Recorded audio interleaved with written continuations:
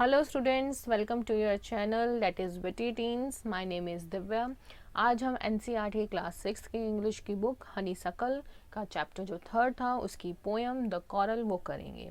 इससे पहले जो चैप्टर थर्ड था वो हमने पूरा कर लिया है, उसकी वीडियो मैंने अपलोड भी कर दी है। अगर आपने वीडियो नहीं देखी है तो आप देखिए जाके प्लेलिस्ट में चैप्टर 6 की।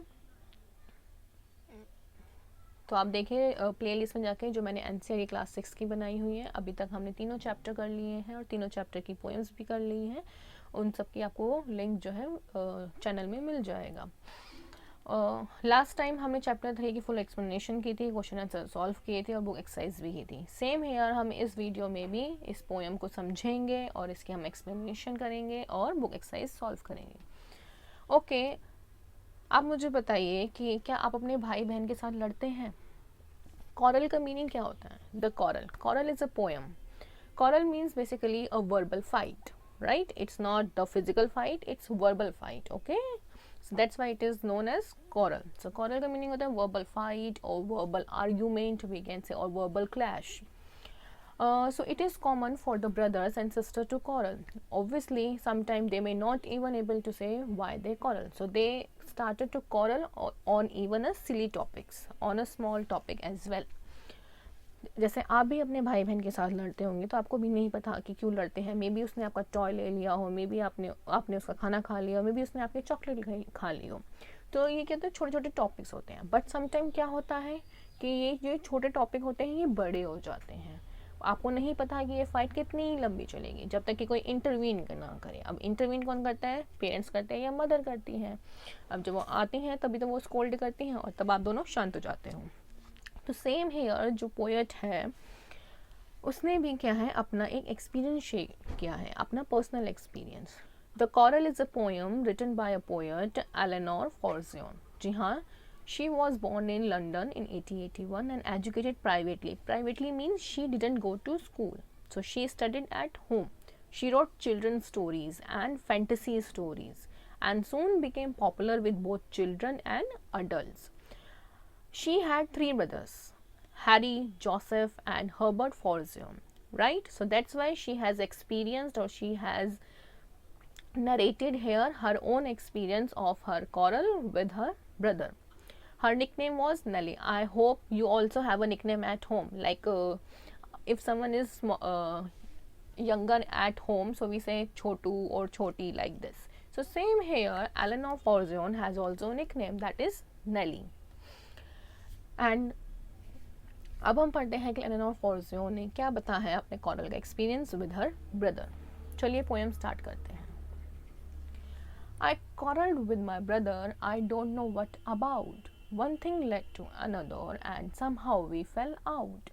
अब जैसे आप यहाँ पे पिक्चर्स देख रहे हैं, हम छोटी छोटी बातों पे लड़ना स्टार्ट कर देते हैं। सेम हेयर है I quarrelled. Quarrel I already told you to have an angry argument, basically verbal fight with your brother. I यहाँ पे यूज किया है पोएट ने, that means I is a first person pronoun, that means she is sharing her own experience and adding the her own personal feeling, personal touch. I quarreled with my brother, तो poet जो है अपने भाई के साथ लड़ रही है, बेसिकली वर्बल फाइट कर रही है। I don't know what about, उसको नहीं पता कि कौन से टॉपिक पे है, किस लिए लड़ रहे हैं, क्यों लड़ रहे हैं, उनको कुछ नहीं पता है। One thing led to another, जैसे फाइट स्टार्ट होती है उनकी, कॉरल स्टार्ट होती है वर्बल कॉरल, तो छोटे से मुद्दे से स्टार्ट होती है, छोटे से इंसिडेंट से स्टार्ट होती है, but one thing led to another, एक के बाद एक वो जो है वो बढ़ती ही चली जाती है। And somehow we fell out. Fell out means to cut off relations over a quarrel. Basically जैसे हम किसी से आर्गूमेंट करते हैं, बहस करते हैं, हम अपने ब्रदर या सिस्टर से या फ्रेंड से करते हैं, तो उसके बाद हमारा मूड ऑफ हो जाता है, राइट? तो हम क्या बोलते हैं कि मैं तुमसे बात नहीं करूँगी, कट्टा अब्बा, ऐसे कर देते हैं, ठीक है? So this is how fell out means to cut off relations over a quarrel. अब सेम यहाँ पे जो है पोएट ने अपने भाई के साथ किया है और भाई ने पोएट के साथ किया है। नेक्स्ट स्टांजा, अगर आप इस स्टांजा में देखेंगे, with my brother and one thing led to another, so यहाँ पे जो राइम स्कीम दी हुई है वो ए बी दी हुई है। My brother led to another, that is AA, about and fell out, that is BB. So AB is the rhyme scheme here. Next stanza, the start of it was slight. Slight means very small. The end of it was strong. अब जो उनकी जो verbal argument और जो coral start हुई थी वो क्या थी, बहुत स्मॉल थी, मीन्स वेरी स्मॉल इंसिडेंट और वेरी स्मॉल इशू से स्टार्ट हुई थी. The end of it was strong, means जो उसका एंड था, क्योंकि वो one thing led to another, एक चीज़ दूसरे को लगी, दूसरा फिर उस तीसरे को, फिर मीन्स वो चीज़ बढ़ती ही चली गई. जिस मुद्दे पे वो कॉरल स्टार्ट हुई थी तो वो इतनी ज़्यादा बड़ी हो गई कि वो इतनी स्ट्रॉन्ग हो गई एट द एंड, मीन्स बहुत इंटेंस और सीरियस कॉरल हो गई लास्ट तक. He said he was right, I knew he was wrong. अब उसका पोएट का ब्रदर कह रहे हैं कि he said he was right, उन्होंने क्या बोला ब्रदर ने कि उसको पता था कि वो सही है.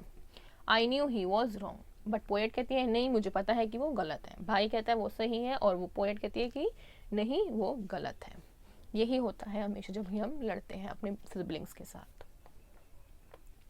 Next stanza, we hated one another, the afternoon turn black, then suddenly my brother thumped me on the back. Now same here rhyme scheme A B. Turn black means basically was wasted or spoiled due to bad mood or unpleasant thing. The afternoon turned black, we hated one another. Look at the first two lines. Obviously when you have a verbal argument or when you have a quarrel with your brother, so what happened, you turned black because you both fell out. Basically आपने बात करना बंद कर दिया तो आपकी afternoon भी बेकार हो गई. ठीक है, टर्न ब्लैक मीन्स आपका मूड जो है स्पॉइल हो गया, अनप्लेजेंट, तो आपकी आफ्टरनून बेकार हो गई. And what happen, we hated one another, क्योंकि वर्बल फाइट हुई है, वर्बल आर्गूमेंट हुई है, राइट. तो इस वजह से जो है आप एक दूसरे से हेट कर रहे हैं अभी, तो इसलिए आफ्टरनून जो है उनकी turn black, that means unpleasant, बेकार हो गई. Then suddenly my brother thumped me on the back. Thumped means like patted on the back, जैसे पेरेंट्स करते हैं ऐसे थपथपी देना, तो यहाँ पे होता है to hit someone with something like with hands और फीस्ट. सो सडनली जो है पोएट का ब्रदर आता है, वो उसकी पीठ पे जो है थपथपाता है, thumped me on the back. And said, and उनका ब्रदर क्या कहता है, oh come along, we can't go all night, I was in the wrong, so he was in the right. And अब उसका ब्रदर जो है मे बी वो बड़ा है, तो वो आता है ओके कम अलोंग, चलो अब हम इस सबको सॉल्व करते हैं. We can't go on night means हम इसको रात तक नहीं खींच सकते इस प्रॉब्लम को, जो भी हमारी वर्बल फाइट चल रही है और वर्बल आर्गूमेंट चल रही है उसको हम लॉन्ग नहीं खींच सकते हैं. And he accepted his mistake, तो I was in the wrong, that means उसने अपनी गलती एक्सेप्ट कर ली है.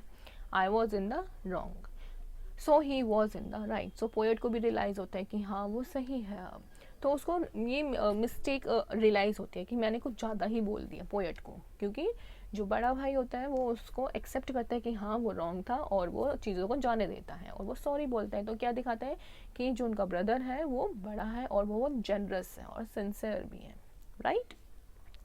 This is the whole poem. I hope you understand your poem.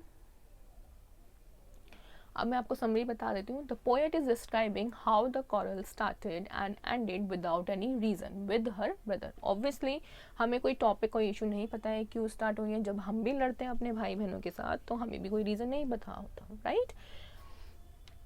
Poet has used the first person pronoun I to express her emotion. Yes, I told you in the poem that poet has used the first I person pronoun, that is I, means adding the emotional touch or the personal touch.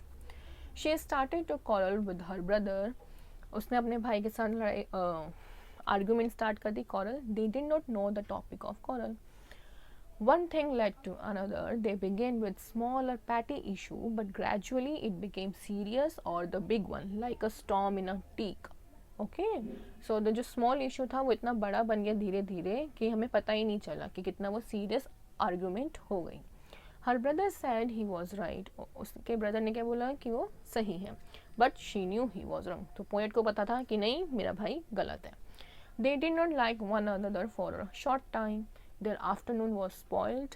Then suddenly her brother came and thumped on the back. He said to her, "Come with him," and stopped quarreling.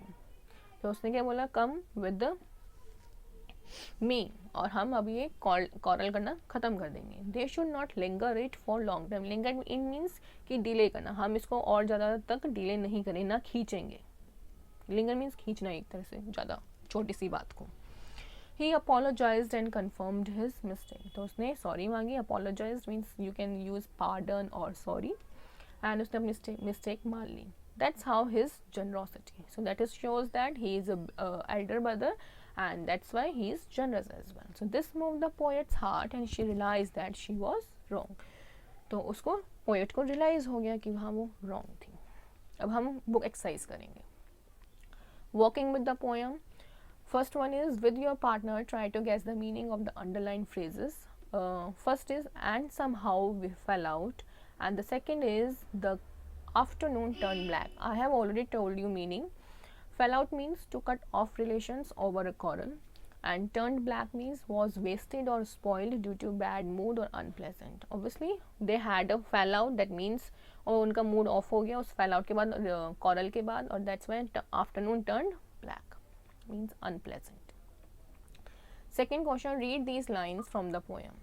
One thing led to another, the start of it was slight, the end of it was strong, the afternoon turned black and thumbed me on the back. ये मैंने आपको समझा दी है poem में ही itself. अगर फिर भी आपको करना है तो आप यहाँ से देख सकते हैं, मैंने आंसर लिखा हुआ है अगर आपको समझ में नहीं आया है.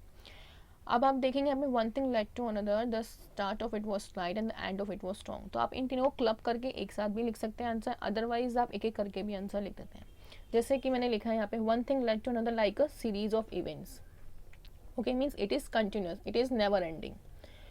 Next is, the beginning of the quarrelling was modest, means on the small issue और very small one, right, very small issue. But gradually it became serious और इंटेंस. बट वो धीरे धीरे क्या हो गई, एकदम सीरियस हो गई, इंटेंस हो गई और बड़ी बात हो गई. The end of it was strong, the meaning of it was that. Next आपका फोर्थ और फिफ्थ है, इसको आप अलग अलग भी लिख सकते हैं, आपके ऊपर है. द आफ्टरनून वॉज अनप्लेजेंट और went something wrong. Turn black, I have already told you meaning. Thumb me on the back, that means thumb, I told you, hit on the back और the patted on the back. Next, describe a recent quarrel that you have had with your brother, sister or friend. How did it start? What did you quarrel about? How did it end? ये आप अपने आप भी लिख सकते हैं, जैसे मैंने भी यहाँ पे लिखा हुआ है अपना इंसिडेंट, तो आप अपना भी लिख सकते हैं. ठीक है, कि ऐसा कोई इंसिडेंट बताना है कि जब आप अभी रिसेंटली का जिस पे आपकी कोई quarrel हुई हो विद योर ब्रदर, सिस्टर और फ्रेंड, और वो कैसे स्टार्ट हुई थी और किस टॉपिक पे हुई थी, क्यों हुई थी, and how did it and, और ख़त्म कैसे हुई थी.